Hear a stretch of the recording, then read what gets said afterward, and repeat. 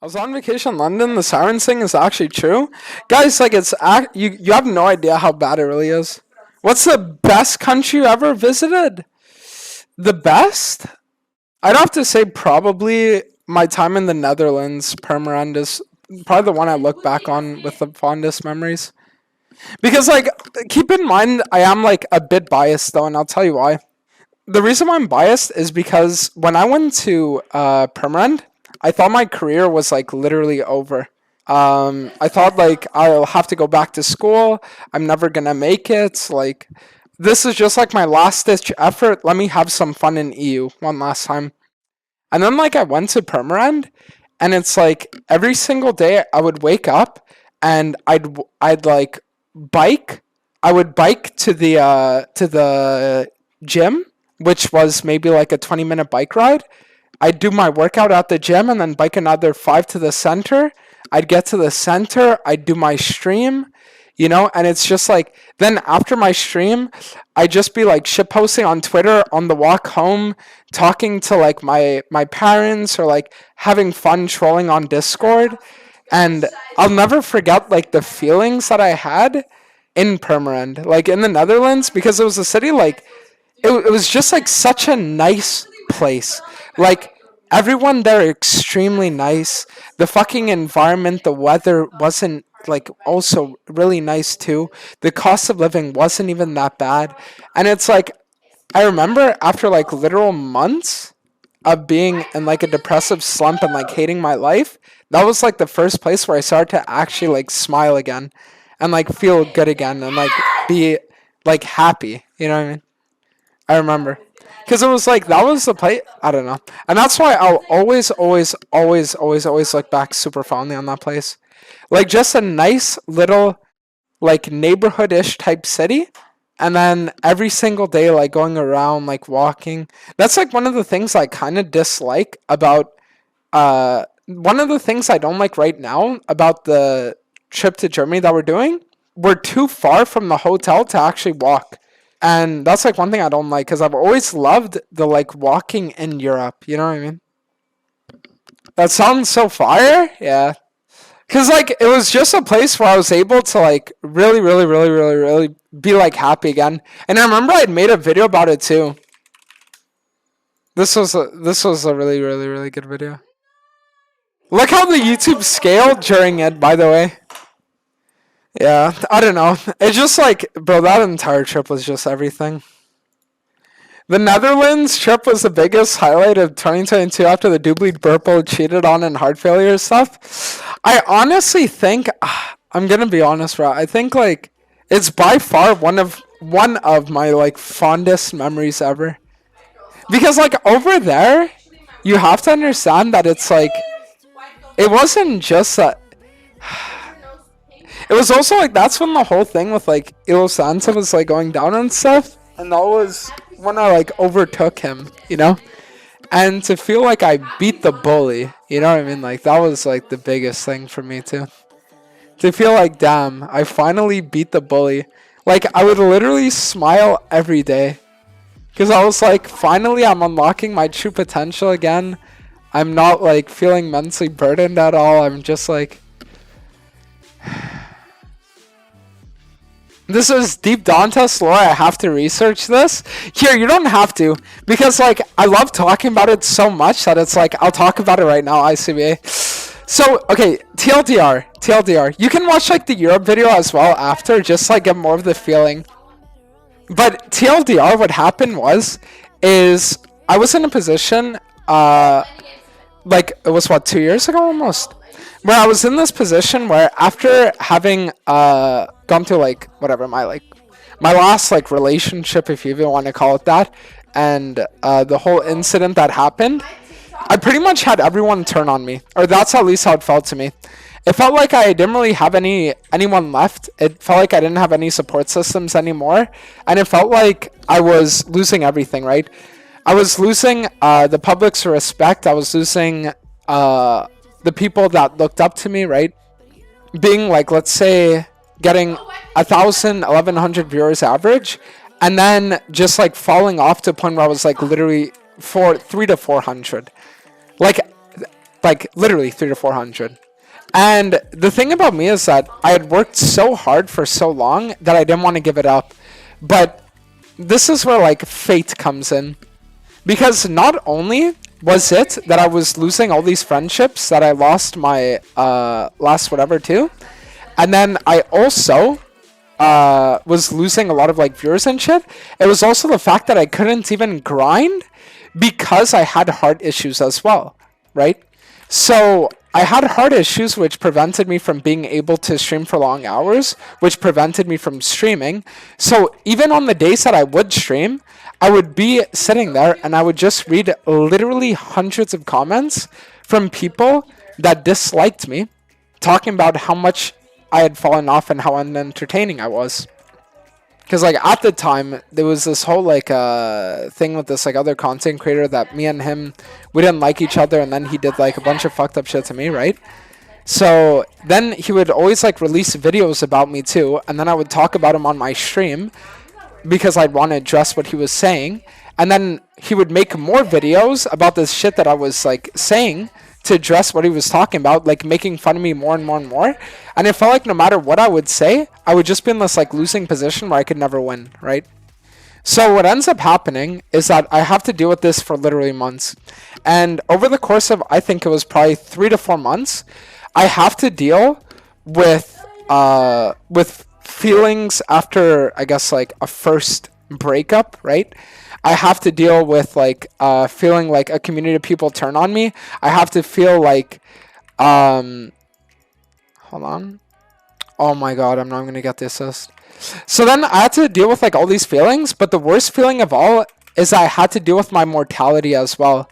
Because keep in mind, at this point, I'm just like a normal, I think at that point I was 19, or 20 even. And I'm just like this normal 20-year-old dude. But it's like now I'm not just a normal 20-year-old dude anymore. I'm a normal 20-year-old dude that knows that he can die. You know what I mean? And one of the worst things about having a near-death experience, because my heart issues were actually extremely severe, and I did almost die from them, is that you get to this weird position in your life where you think to yourself, what happens if I actually did die? And then like you just overplay it over and over and over and over and over in your head. And it's like coming to terms with the fact that you're alive is like a really weird feeling, you know? So I had to deal with like all of this stuff, all of these things. And it's like, I got to a point in like September, because this all started, I would say in like July. And then in September, Detention messaged me, I would say like late September, and he was telling me, he's like, yo, I'm planning on going to EU to go to like an opening for one of my dad's bars. Do you want to come? So I was like, you know what, fuck it. Because by that point my issues were starting to like clear up a bit, like my health issues, so I was like healthy enough to travel. Border restrictions were also being removed as well, so I was like actually able to go. So then I remember hand leveling on stream an account on 100 ping, okay? And this was all on stream, I'm not like lying when I say this. I remember hand leveling an account on stream with 100 ping, okay? And the account ends up being leveled. And on the last day of leveling, the day before I leave to EU, I remember at the end of the stream, I saw something like 370 viewers, some shit like that. So I sit there and I get to Europe, right? And then I see my first stream, I was like actually like doing well. I was like, fuck, like Heckram just got this like crazy rework and he's like actually really good right now. And he has this like new playstyle and everything. And I feel like I'm actually like kind of 1v9 again. And first stream, I think I was peaking maybe like something, I think it was something crazy like 1100 viewers, right? I start getting 1200 viewers. Third stream, 1300. And every single day, I would just be like doing better and better and better. And it ended up making me feel like, oh shit, I can finally like fix my career. I can finally like save everything again, you know? And then what ends up happening is that stream starts popping off, everything starts doing well. And as things start doing better, it's like I say, okay, now's my time.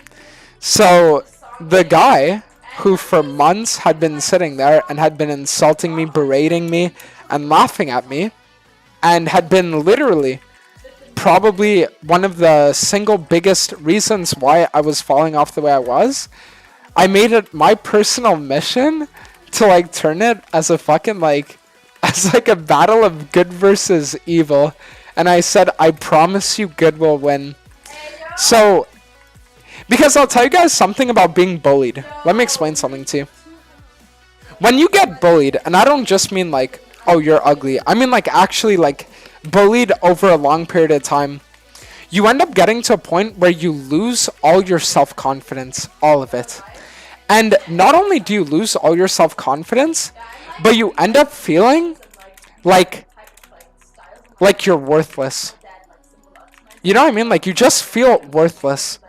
And it's almost like then when the bullies keep attacking you, you don't even want to say anything to even try to defend yourself, because you just don't, like, you don't think anything you do is even going to matter. But then what I did was in EU, that first time around, I said, you know what? No, I'm not going to keep running from this. I'm going to finally talk about what actually happened. So at the time, I didn't actually like talk about everything. That was only months down the line, and like how it actually affected me. But what I did do was I started beefing with him on Twitter, because he was always someone that called me bad at the game and all that shit. And I made it my personal mission where I said, you know what? I'm gonna make fucking sure that I succeed, and not only will I succeed, but it will be at your expense. So what I did was I would tweet at him every day. Every single day, I would try to ratio him on his tweets. I would say everything, because I was like, I will overcome you. You know what I mean? And then eventually it gets to a point where I start getting him in my games and I start winning. And not only do I start winning, but people start to recognize, oh fuck, maybe you are actually a really insane player. And that's when a lot of the tides started to shift and people started to like give me more respect. And then when they start to listen to my side of things and they were like, oh shit, wait, what? That they realized like, wait, that actually wasn't cool what happened to you. Really fun for me, because it was like months of suffering that culminated into like this ultimate point where now I could finally like do what needed to be done, you know what I mean? Hell yeah. Yeah. So like that was that story. But I mean, listen, I'm going to be honest, like what I gave you was like, in terms of storytelling, what I gave you was like a 3 on 10 of what the story actually was. Like if I were to sit there and actually go in depth about everything that happened and like really go in detail about like how things actually like panned out and everything, I could talk about that story for probably like an hour and a half. And like not even just talk about the story for an hour and a half, have you captivated for an hour and a half. Just like, dude, that story was like probably one of the most insane comeback arcs I think I've ever gone through in my entire life, without a doubt. Like that was just something else. Dantes, you're just trying to pit your viewers against him again. Is that what you think this is? I think it's just explaining people the lore about a story that happened a while ago. If I wanted to pit my viewers against him, I talk about how the guy never apologized when I gave him literally 6 different chances to. I'll talk about how he approached me at TwitchCon. I would talk about the fact that he was DMing my ex. I would talk about how he changed the IGN of his main account, right, to like the ex Instagram handle and shit like that, to like give me even more cancer. I'll talk about a lot of things, bro. But I just talked about that. I didn't know Charisma did all that to you. No, it wasn't Charisma. That was Pink Ward. It was all Pink Ward, bro. 2 sides of the story, but one side is H word. Yeah, that you know, that's like, yeah, like unironically. Because like, but that's like one of the times where, one of the things that made me the saddest, I'll tell you. So there are 2 times I've been extremely sad because of something that I've seen. Not because of what someone does, but just because of how there's a general community reaction, okay? And I would say that that was one time, and when I first got in a relationship was another time that I just got really sad seeing how most people reacted to it. Because like when it was like that situation of like me versus a person, it seemed that no matter what I would say, people just like didn't care, and they just wanted to be on the side of like the person that was like a higher viewer count, right? And that was like something that just made me be like, oh shit, like, is that really how things are? Like, it just matters who has more viewers and they get to like say whatever they want, or like what the fuck? And then the other time that I felt like really sad was when I had gotten like in a relationship, because there were just like so many people that were like, oh, not gonna support you anymore. And then it just made me think like, oh, because I'm happy now. Because like I can get why some people might not have been happy because they were like, no, but you always talked about like a Sigma grind, and then you got in a relationship, and like, yeah, I get that. But then the amount of people that were like, I don't know. The amount of people that were saying shit like girlfriend debuff and all that stuff in my tweets for literally months when I was like hard stuck, or coming to my stream and like flaming me and all that stuff, it's like, that's just not necessary. You know what I mean? Like, if you don't want to watch someone because you don't want to watch them anymore, that's one thing. But like, to constantly go into their stream or to like fill their replies with like comments that give them cancer, it's just like, why? It's because they're touch starved IRL. But listen, I'll tell you, like, there was this one like moment of my life where I remember reading this one thing that literally just made me so sad that I could barely speak. So as a disclaimer, chat, just so you guys know, I'm like an actual person, right? Like, I'm not just a face on the screen that says funny things, right? But the crazy thing is, there are so many people that think that way that it actually like depressed me, or it made me like really fucking sad. Because at one point, people were like clowning on me, right? For like how my whole like last, I guess, relationship had gone down. And when they were, I was taking offense to it because I was like, because like people were being like, oh, why even like care? It was only like a month. Or they were being like, oh, like, who even cares? You should have known, or stuff like that, right? And I was just saying to myself like, okay, but I still have an emotional reaction because it's still something that happened, you know? And then there's one time I made a joke about it, right? And then there was one guy that commented on this TikTok that I'd made that was like joking about it. And he was like, finally Dantes takes this like a normal human being. For reference, it would be like, imagine you're in a position where you're in a friend group and your girlfriend leaves you for your best friend. And then you sit there and everyone that like makes fun of you for it, you're just like, why are you making fun of me? It's just like a really hard thing I'm going through. But then one day you decide to be like, you know what? Fuck it. At least I get to get rid of 2 fakes instead of 1. And then people are like, oh bro, finally you take it as a normal human. Like, what? So you're just saying I shouldn't have emotions then? So like that's when I was like, what the fuck? Because that was just like a crazy thing to me. The video that you had made after the breakup was one that made my perspective you change a lot, actually. Yeah. Because like, I'm telling you, that was just like, because you know, the craziest thing about it is like the amount of hate that I got for actually releasing that video at first. It was crazy. And then people were like making fun of me, and they were making fun of the situation and the video. And I was saying, I was like, the only reason why I'm posting it is because I want to kind of like serve as a lighthouse in a way for anyone going through a similar situation. For like a similar situation, you know? And people are like making fun of me of it, and they're like, no, but listen, bro, if we want to make fun of you for it, we definitely can, because you talked about it, so we can too, so like we can shit talk you. And I was like, what the fuck? It's like someone's sister dies, and he says, hey guys, my sister died. And then you like quote retweet it with like, yeah, fuck your dead sister. She's probably like 100 times now in game, right? And then the guy's like, what the fuck? And you're like, yeah, but dude, you posted about your dead sister. Like, I should be able to say whatever I want. Like how is that even like a 1% human thing to say?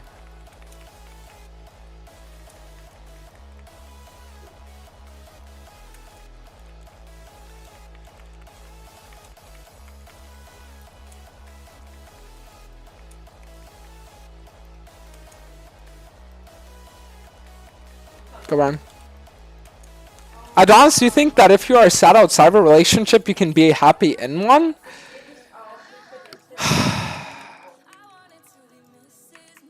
Oh fuck, I have cancer. Well, I mean, it depends because you have to understand that like happiness isn't like a state of being. It's just like a temporary emotion. You can be happy without feeling happy 24/7. You know, it's like that's the reason why I always tell people don't chase happiness, chase fulfillment. Because fulfillment is something that you can always like work towards, whereas like happiness is kind of like a byproduct of it.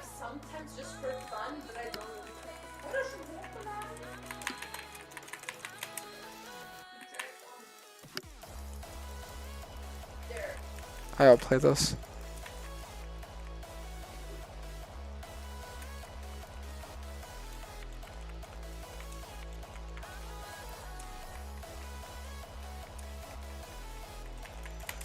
Yeah, the Hecarim Demon might just be fucking back, I'm not gonna lie. I'm happy, but I have a 6-game losing streak. Yeah, Miko, just think about how you felt before the day even started. And you lost a lot, LP. How does that sound? The next day.